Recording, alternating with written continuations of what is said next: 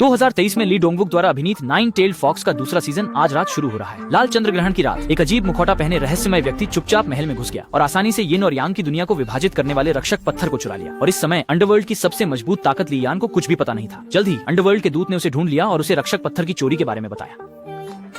शुरुआत में ली यान ने ध्यान नहीं दिया, उसे शोहूशी के महत्व का पता नहीं था। दूत ने उसे बताया कि अगर शोहूशी खो गया तो बुरी आत्माएं बिना रोक टोक के दोनों दुनियाओं के बीच आ जा सकती हैं। इसलिए उन्हें स्थिति गंभीर होने से पहले शोहूशी को वापस लाना होगा। जब ली यान वापस किले में आया तो यमराज ने उसे बताया कि रहस्यमय व्यक्ति पहले ही अलमारी के पीछे के द्वार से भाग चुका है। उसने ली यान को एक घड़ी दी और उसे ताकीद की कि उसे अगली सुबह 5 बजे से पहले रक्षक पत्थर वापस लाना होगा, नहीं तो पारगमन का द्वार बंद हो जाएगा और वह फिर कभी वापस नहीं आ सकेगा। इस समय बड़ी संख्या में भूत महल में घुस आए, रक्षक पत्थर के खोने का फायदा उठाकर भागने की कोशिश कर रहे थे। तभी यमराज ने एक बड़ा इशारा किया और नेता काका को हवा में खींच लिया, जबकि अन्य भूतों को एक अवरोध ने रोक दिया।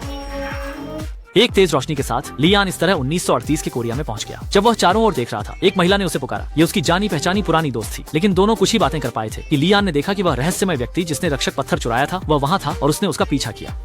शन्मी रंग के पास भी इंसानों से अलग शक्तियां थीं। कुछ ही राउंड के बाद दोनों बराबरी पर आ गए और इस समय दूसरी तरफ के मैदान में घूंघट पहने एक महिला ने अपने साथी से एक ब्रीफकेस लिया और दूर से धीरे धीरे आ रहे बागा काफिले की ओर देखते हुए वह बिना हिचकिचाए कार की दिशा में चल पड़ी। जब कार से बड़ा आदमी उतरा तो उसने ब्रीफकेस से बम निकाला और सब कुछ खत्म करने का इरादा किया।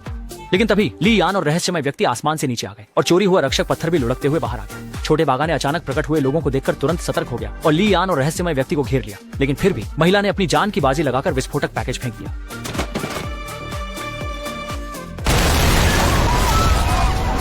मौके पर तुरंत अफरा तफरी मच गई। इस समय ली यान ने जमीन पर गिरी हुई शोहूशी देखी, लेकिन जैसे ही वह उसे उठाने की तैयारी कर रहा था, भागते हुए राहगीर ने उसे लात मार दी और एक लात से शोहूशी को एक चोर के सामने पहुंचा दिया। आदमी ने शोहूशी को देखा और सोचा कि उसने कोई खजाना पा लिया है और मुड़कर भाग गया। ली यान उसे पकड़ने की तैयारी कर ही रहा था कि उसने देखा कि छोटा बागा बंदूक से राहगीरों को मार रहा है। इसलिए वह तुरंत आगे बढ़ा और कुछ ही पलों में गोली चलाने वाले सैनिक को काबू कर लिया। लेकिन इस वजह से वह रक्षक पत्थर को वापस पाने का अच्छा मौका चूक गया और रक्षक पत्थर चुराने वाला रहस्यमय व्यक्ति पीछा करने नहीं गया, मानो सब कुछ उसकी योजना के अनुसार हो रहा हो।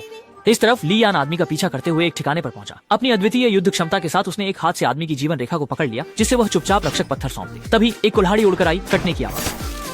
आदमी लियान का सौतेला सगा भाई लीलांग था। जैसे ही उसने अपने भाई को देखा, लियान बहुत हैरान हो गया। 2020 में उसका भाई उसे बचाने के लिए मारा गया था, लेकिन यहाँ फिर से मिलने की उम्मीद नहीं थी। वह उत्साहित होकर तुरंत अपने भाई को गले लगाने के लिए दौड़ पड़ा।